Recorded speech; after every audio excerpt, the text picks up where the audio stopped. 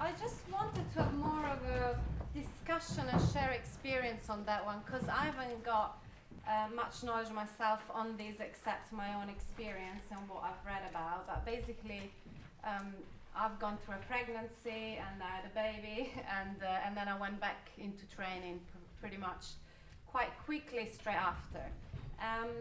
And I had a colleague that at the same time went through a pregnancy pretty much around the same time, so we went back together into touring and training with 2 newborns. And I'm just interested in knowing, I know that like when you sort of are pregnant, at least in my experience, it's really difficult as a performer to know what you can do really, because there's not much knowledge about that, or maybe sort of it hasn't been researched into that in depth. And it's quite difficult. We have to sort of follow what our bodies tell us, because we know our bodies so well. Normally we think, or we are in tune with our bodies quite a lot. So I sort of personally went through a lot of intuitive kind of process. And equally postnatally, it was pretty much the same thing. And when I was about 34, 35 weeks, that was my last, I did a little performance about pregnancy, and I know a lot of people felt really, really uncomfortable about watching me with a big belly being upside down. I find that I've read like a few documents that Dance UK has produced, and they've started researching, and a little bit more literacy is kind of exists about that. But I find with acrobatics it'll be a little bit different, because also we are upside down a lot. And really there's not much that we know about that, whether that's fine to do that when you're heavily pregnant straight after, when you come back into training. I know personally I kept doing handstands until quite late, because I felt fine with it. I wasn't like worried. My instinct was pretty, it was telling me that I could be upside down, but really I don't know for sure that that's the right thing to do. So I was wondering whether amongst all of us, what kind of experiences we had. I know quite a few people here had kids and went back into training. We have a couple of pregnant ladies. I know for sure Jessica kept training until quite late. I don't know if she's still training. Amy had anyway, there's quite a few of us here. So I was mostly interested in discussing it and sort of asking you, like generally how long people worked into their pregnancy, whether, what have they done throughout it, how did they get back into training, whether they know of some research or if they have resources that we can really sort of look at, and what you felt you really missed or needed, that you didn't know where to look for help. Because personally, I've just asked a lot around other people that I know had gone through pregnancy and went back into training, but that's just like passing on knowledge, as we all do in circus. It seems pretty much the way, you're just passing on your knowledge from personal experiences. But I just start questioning whether there was actually anything a bit more scientifically based that could help us sort of to feel more comfortable training or not training, or when is a good time to stop, or what's good to do and not to do, basically. So it was mostly for me a curiosity, because and a lot of people as well came to me and started asking me what do you do during pregnancy, how long did you train for, should I keep doing handstand, and I could only speak from my experience. I haven't got any scientific knowledge. So yeah, it was just to sort of start the discussion and see where that can go, and whether we need to look for where we can look for more information, and whether there are more resources out there that we can kind of take things from. Yeah. I want to know if you had the support of a physio when you came back to training, because because of course there's relaxin. If you're nursing, your ligaments are really loose. So how much support did you have from an expert in your range of movement and how to get control instead of flexibility? And your diastasis recti, how long did it take for your abs to knit back together? And did you have that support? And I was actually followed by my Pilates teacher, because already as a performer and as a company we kind of started doing regular Pilates classes.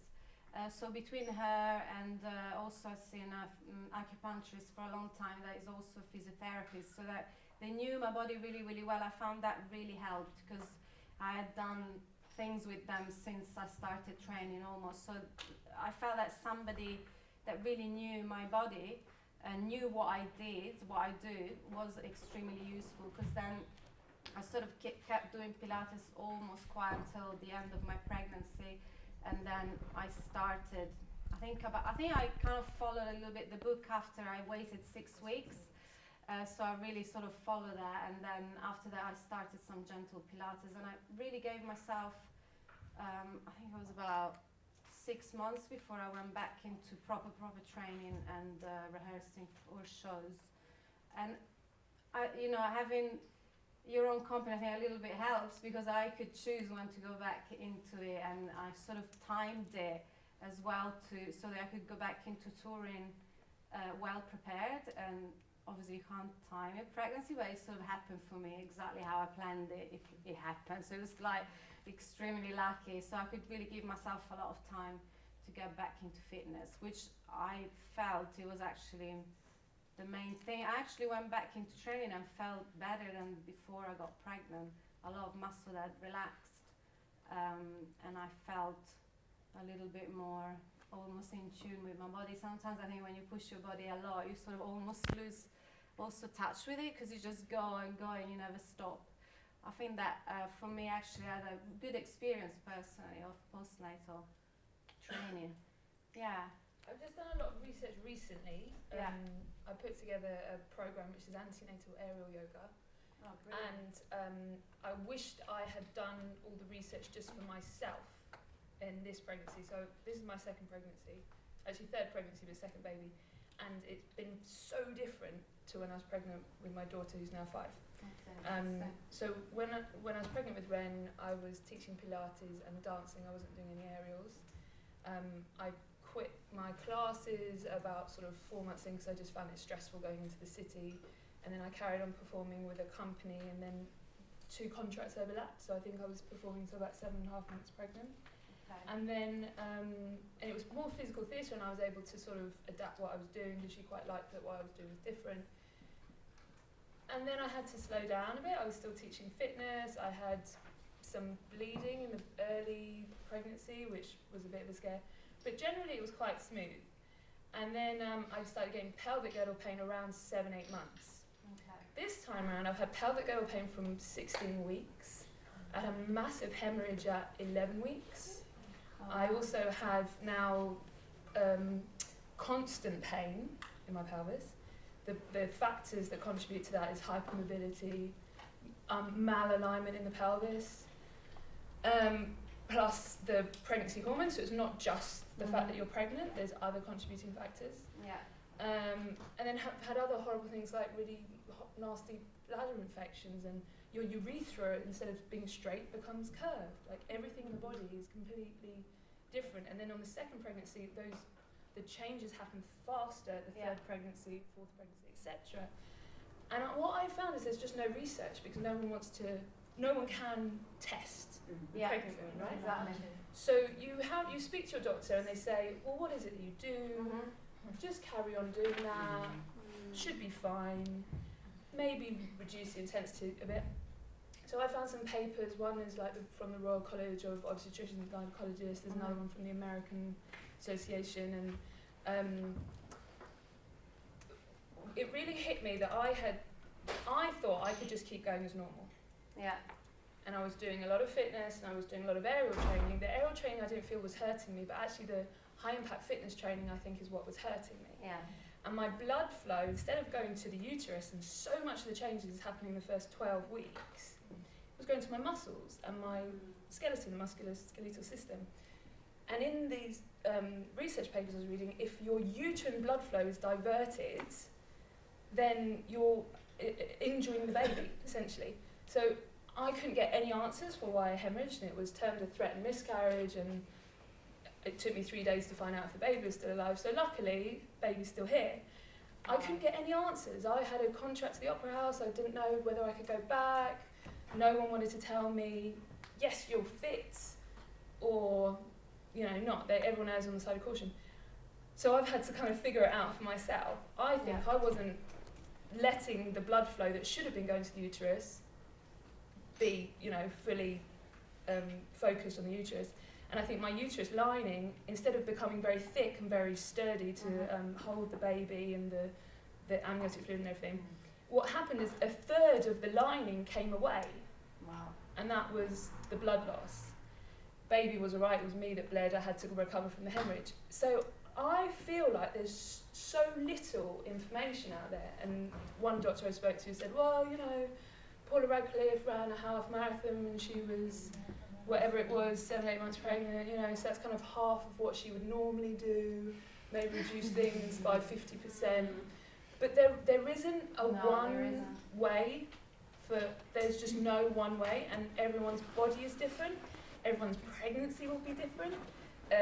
You have to learn about your family's history, what were your mother's pregnancies like. And circus is so varied. Circus is so unpredictable, the type of movement you'll be doing. What I was told is dance versus running. Running is quite lateral and pretty much predictable, but in dance, you know, all these different planes of movement, we can't predict how that's going to be affecting your body, and I was just signed off. So I wasn't allowed to carry on doing what I was doing. So from when did that happen? How many weeks? From 12 weeks. From 12 weeks. Yeah. And my obstetrician said, oh, you used to be a circus performer, that's great, because all my dancers, because somehow this obstetrician did loads of dances, they push really efficiently. Love labouring with dancers.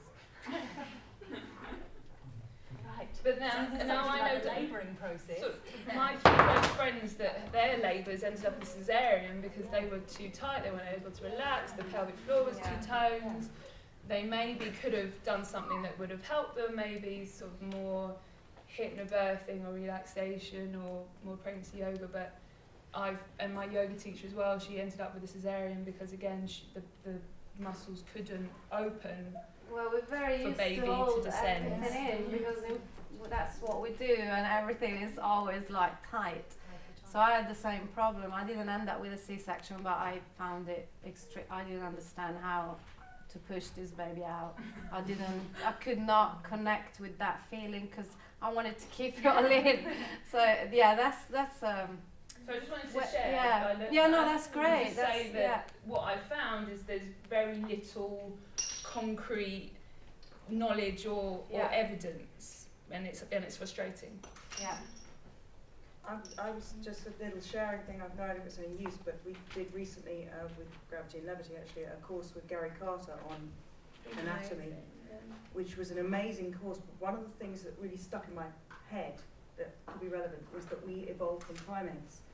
So it's very natural to swing and to hang off trees. And I know that I carried on doing aerial silks for quite a long time when I was pregnant because it felt good. It felt really good, and it felt right. And then the doctors, again, it's an unknown quantity.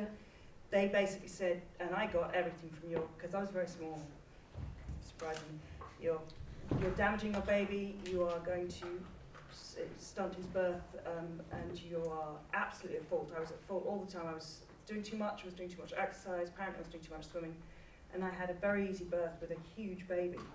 And I literally had a tiny bump, it was there, you wouldn't even know I was pregnant.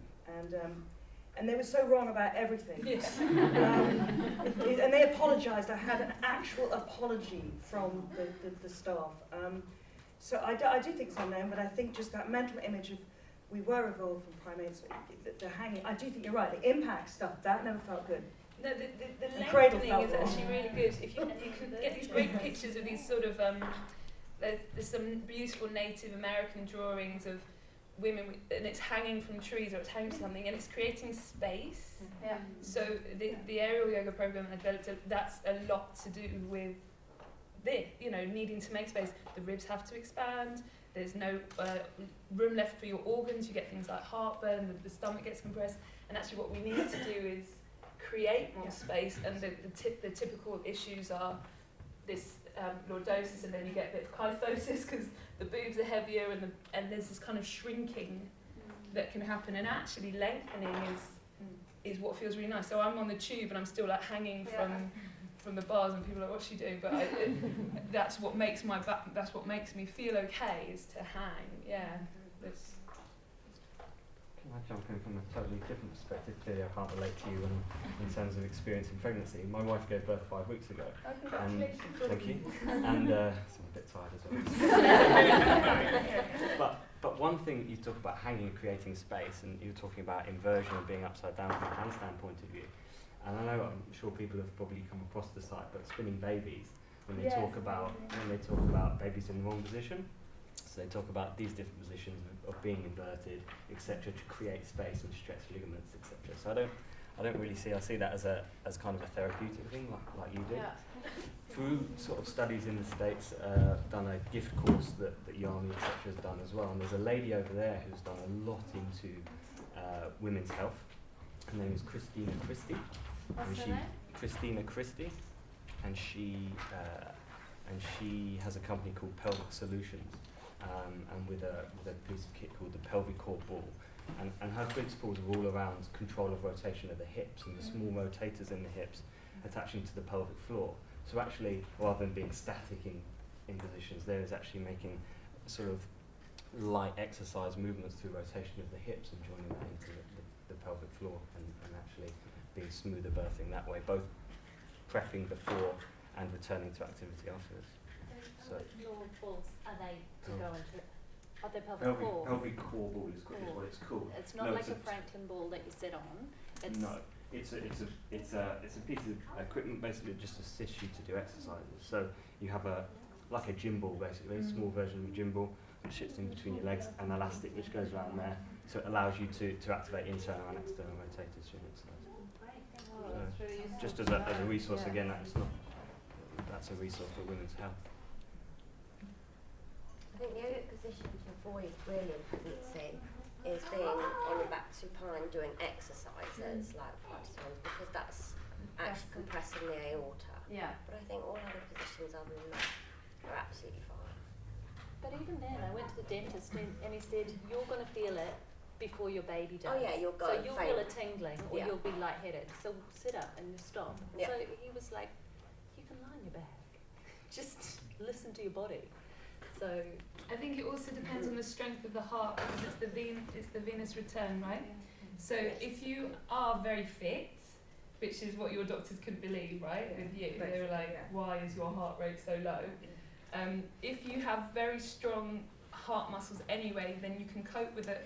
Increased cardiac output, because your blood has increased, but you like create double the blood supply.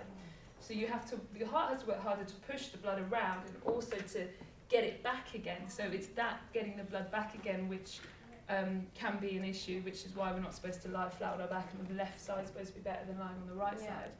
But actually, if you're already kind of training at a very high level,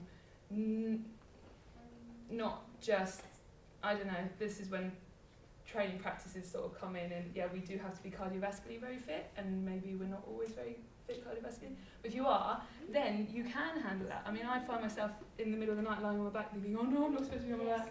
But then it's all right. It might not be for everyone. But Yeah. Hi, I'm Catherine. I'm a physio, and I'm currently working with a research team at the Royal London Hospital. But my background is I worked for obstetric and gynae specialist physio at UCLH and at Queen's in Romford for a while. And one of my absolute frustrations was the high-level obstetric lady who comes to me and says, what can I do? Like, this is what I like to do. What can I do? What's safe for me? I've got this raging back pain. I've got this raging pelvic pain. What should I do about it? And just the frustration is that there is the limited research. yeah. And as you said, every pregnancy is different within the same woman even. So I could have someone who's on their 5th pregnancy and never see them, but having seen them on their 3rd third pregnancy and given them certain tools to manage it, not then see them again. And so it does very much depend on the person. But what I would say is that, as you said, with running, it's something that's a bit more linear, and it's something that has been studied. And what they've done is research papers that have looked at athletes that do a lot of running, and they've looked at the placenta and they've looked at baby's heart rate.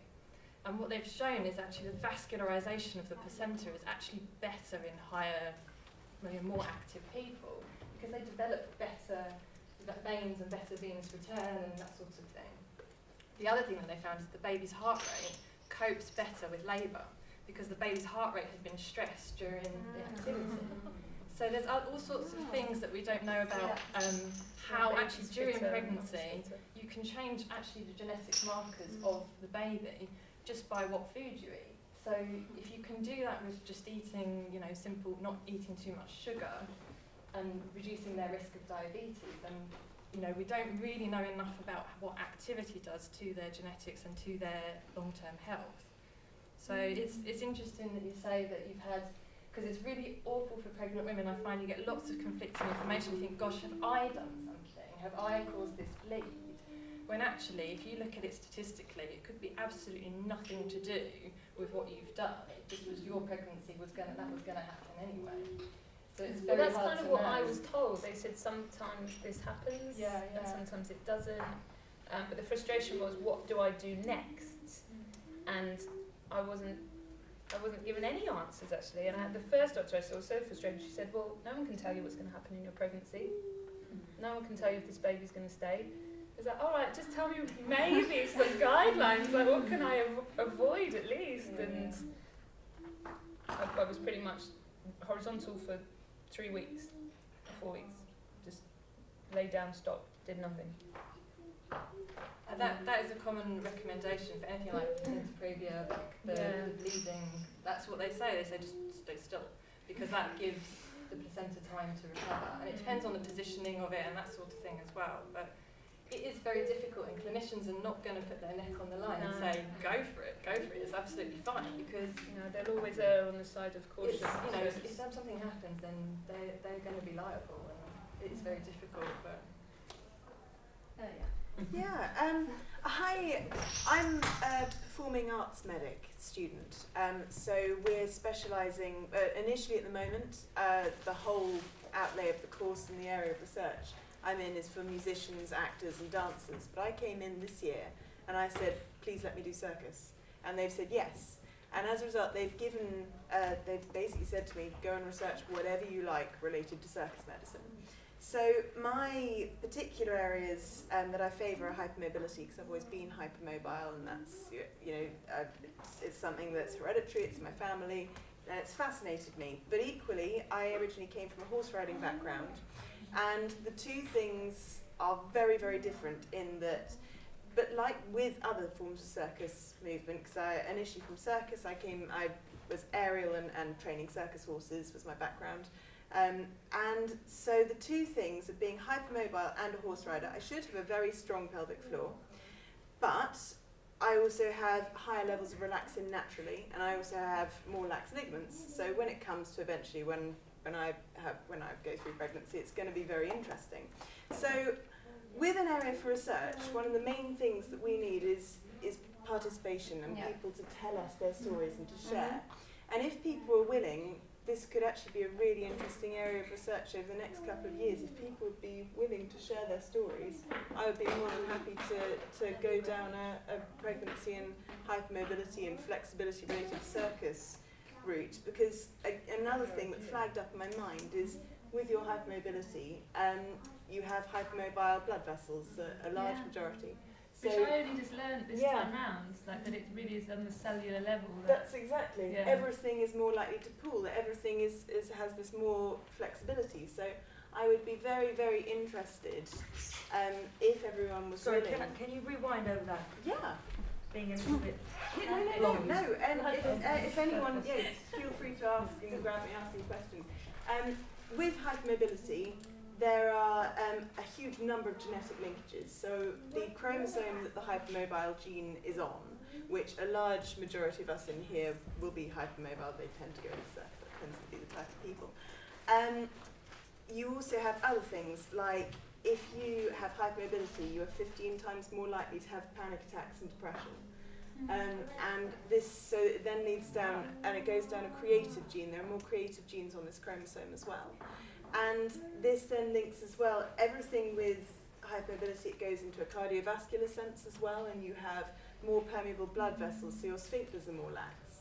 So that can vary everything from the sort of sphincters you think of when you think of a sphincter and heading down that way, all the way to your cardiac sphincters. You're more likely to have greater blood pooling in your heart, greater blood pooling with your vessels. So you bruise more easily as well because of this greater permeability. So it's a very interesting area of research, but everyone is focused very heavily on it being very problematic. They're like, oh, you'll have arthritis. Oh, you're going to bruise more. Don't do this. Just stop. Just stop. Everything you enjoy.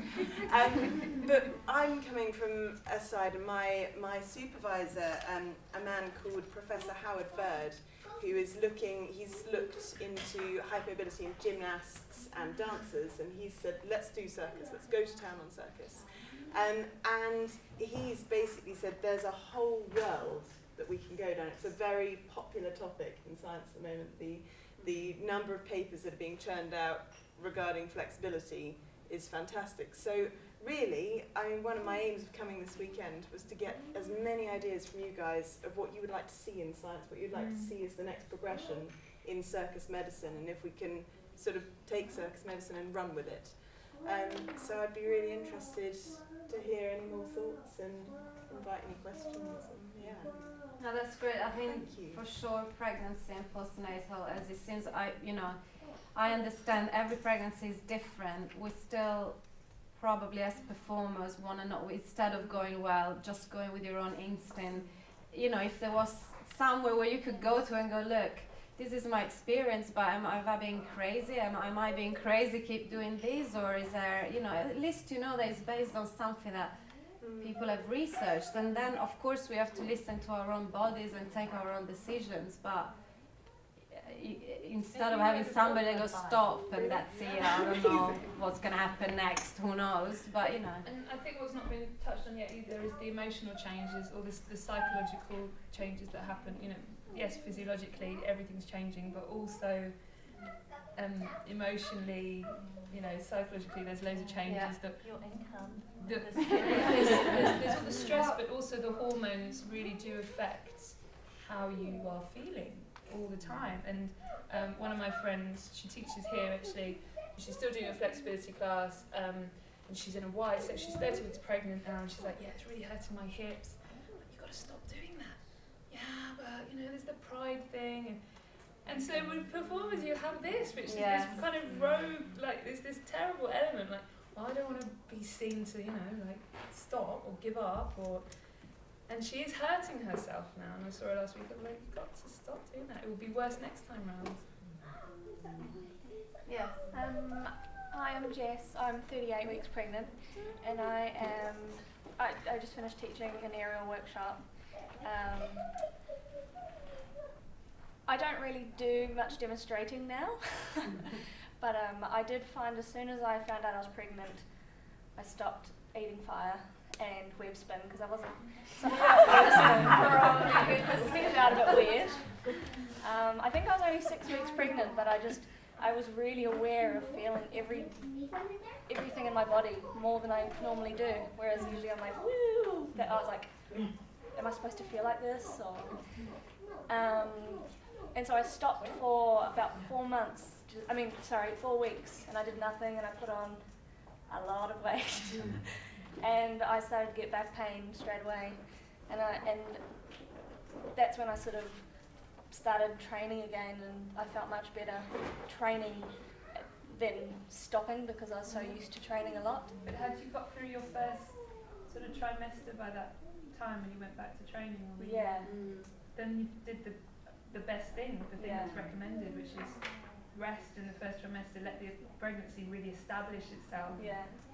And then... Because I was vomiting every day. The only thing that stopped me vomiting was going and I didn't do proper training, but exercising was the only thing that stopped the spewing.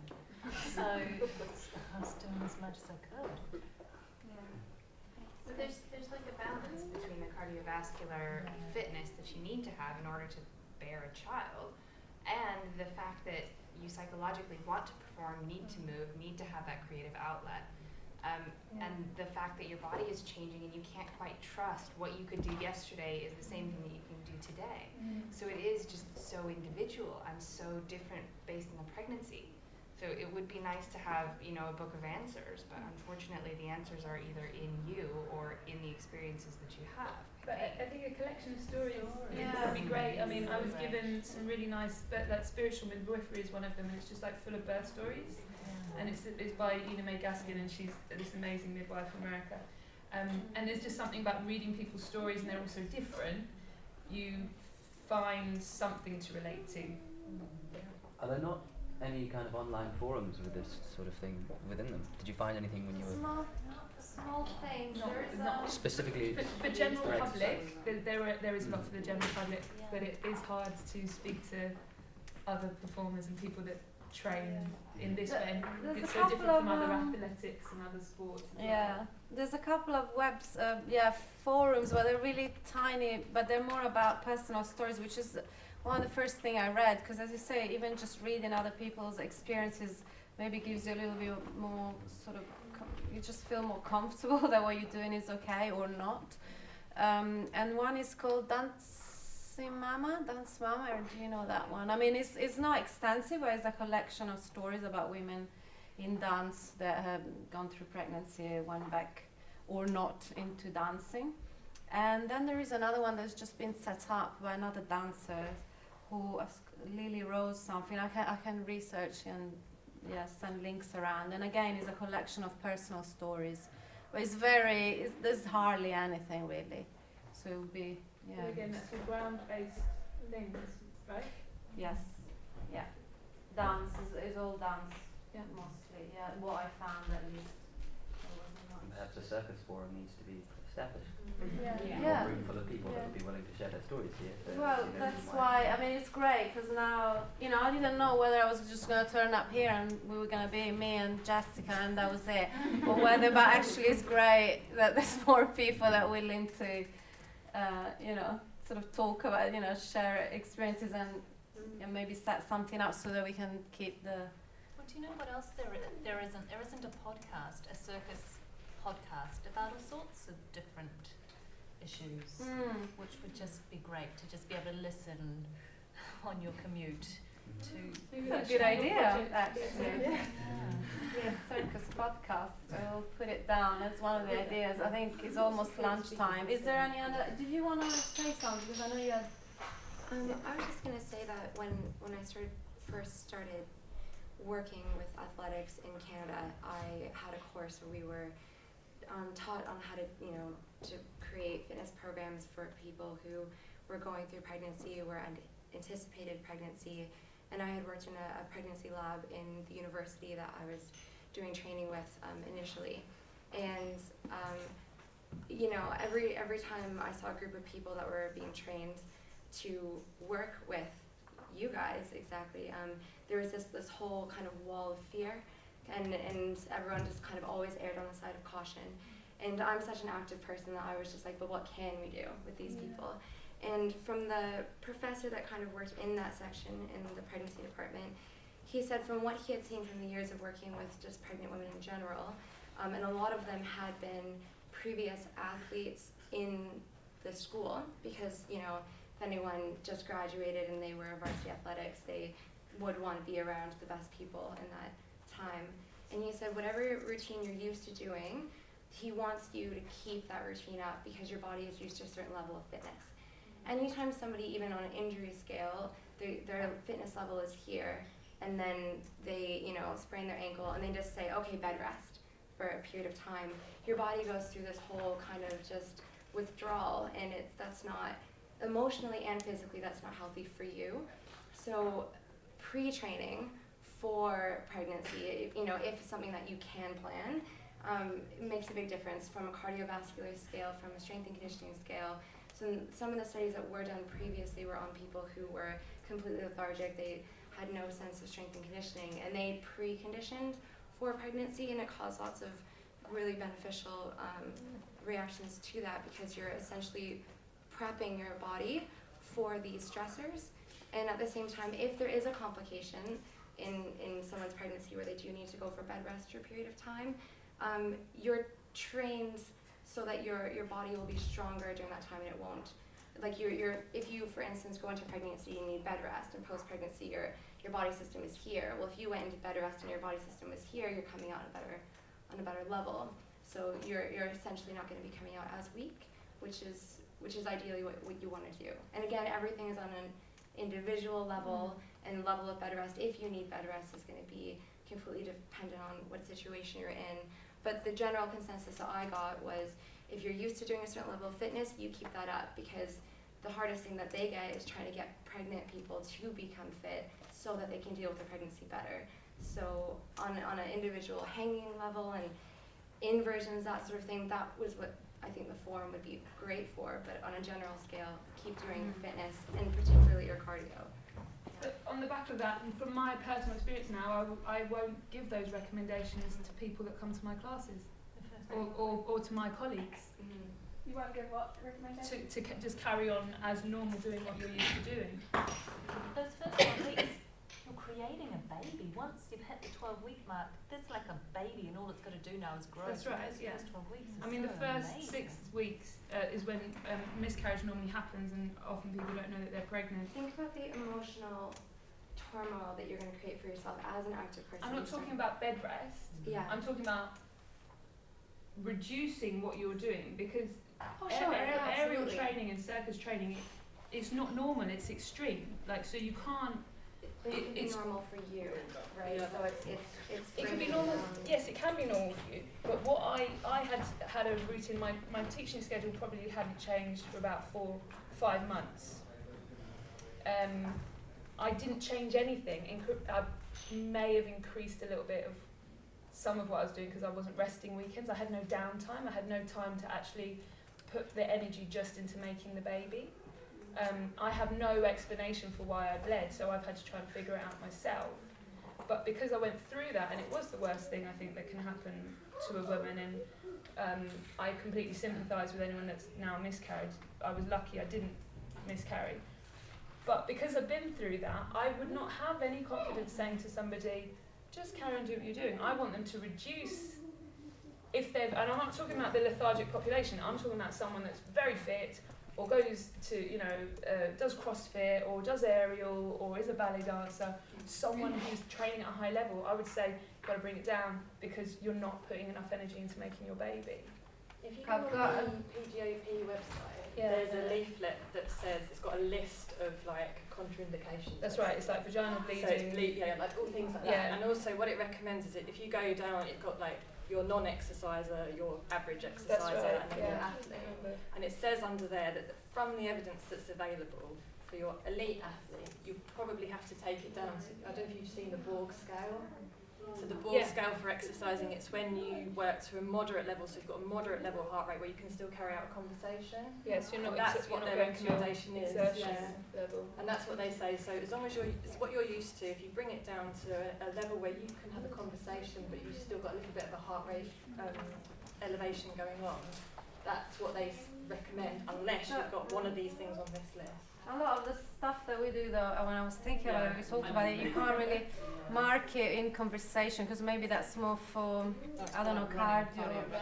Well, if you're in a handstand or you're on top of a pyramid, I can talk, it's, so, yes, I mean, it's a good indication, but I think taking it down, it would be a good idea. It also says, are you likely to fall? So if you're on the top of a pyramid, maybe you should. Falling is the other big thing, I think, because we do stuff that is at height. Collide with anyone? Are you likely to fall?